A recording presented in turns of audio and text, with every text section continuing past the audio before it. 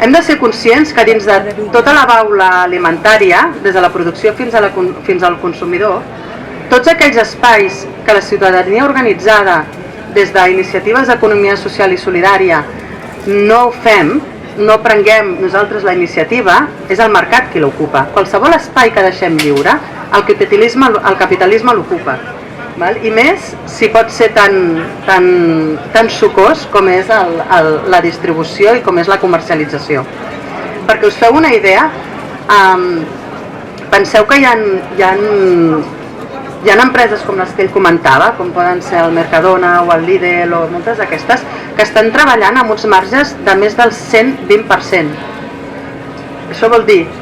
que entre el cost del que ells paguen per la producció, que no vol dir que sigui el cost de la producció, que això és un altre tema, sinó el que ells paguen, el que ells han considerat, perquè ni tan sols qui ho produeix pot decidir